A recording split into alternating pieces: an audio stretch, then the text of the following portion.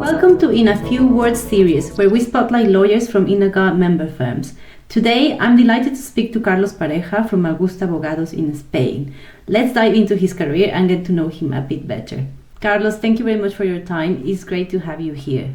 Let me start by asking you, why did you decide to become an employment lawyer? I decided to be an employment lawyer when I started my professional career. I got into a law firm where they needed some employment lawyers. So as employment law was one of my favorite areas of law when I was studying in university, I decided why not to try employment law. So I was not, this was not a previous decision. It was done because I was interested in employment law, obviously, but there was this need.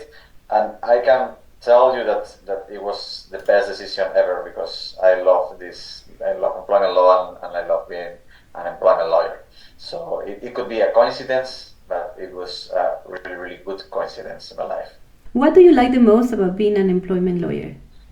I like that we can do many different things. We are not all time in the office. We can litigate, we can negotiate. I do a lot of negotiation with unions.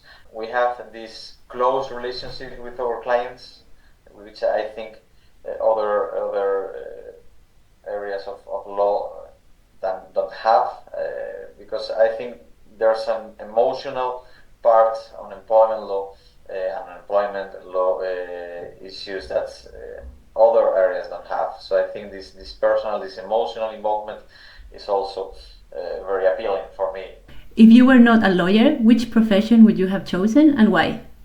I think I would have chosen to be a doctor. I am the weird son of my father because my father is a doctor. My sister also is a doctor. I come from a family where there are many doctors. I've always lived this very, very close because of my relatives.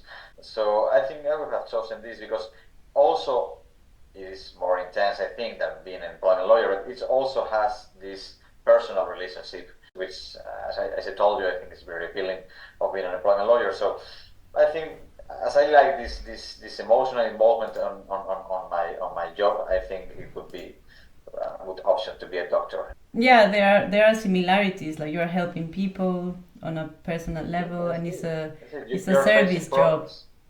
You're facing problems and trying to fix these problems. The client trusts you as a lawyer, trusts you as a doctor to fix problems. So I think there are some things that could be similar. I always think that being a doctor is harder than being a lawyer, even harder. But it's also a beautiful job, I think, to do. What advice would you give to future generations entering the field of law?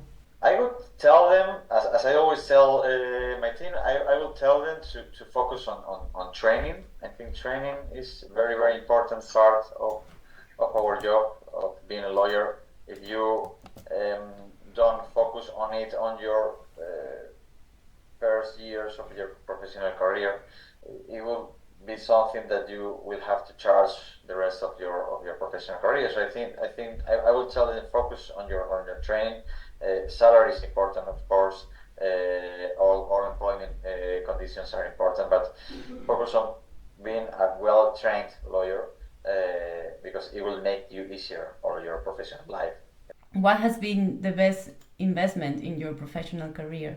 All the training that I've done has been a very, very good investment for my professional career, and so I always tell them to in this training also to focus on improve their international skills. It is something that from employment law perspective sometimes is not considered because we always think that that the local perspective is enough to be an employment lawyer, but once you are working on this area of law, you realize that the international connections of employment law, even being a local law, are many important to grow professionally. So that's a good point to tell everybody who wants to become an employment lawyer. That's why we are trying to develop this Innangard generation to get young lawyers involved in this international perspective and develop their international skills. So I think it's really, really important.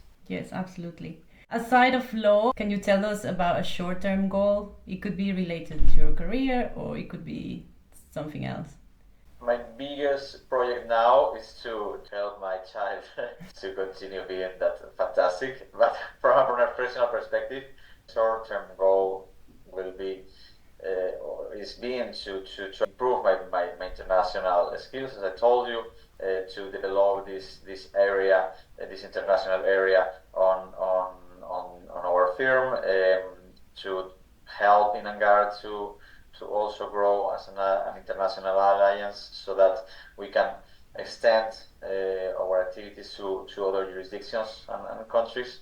That I'm very committed to get this. It's really great what you're doing at Innangard, Carlos.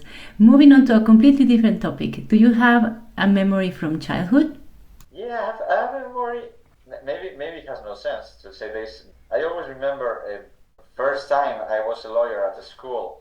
We had a problem with a basketball ball, which got lost, and nobody wanted to be responsible of this. We did a kind of trial, a kind of hearing, and I had to act as a lawyer of one of the people who was supposed to be responsible of this, and we won the case. I have this memory of my childhood related with my job now as being a lawyer. It was not an employment law case. So I think it was the first time I acted as a lawyer. So that was your first win? Yeah, I think so. And how old were you? I think it was around 7 or 8, no more than that. What do you do to relax? Nowadays I don't have many time to relax, but when I have time, I work out. I like to run. I like to play paddle, which in Spain is becoming very popular. If I can, I like to spend some time with friends and family, which is, I think, is more relaxing for me than working out. And so simple. I don't know.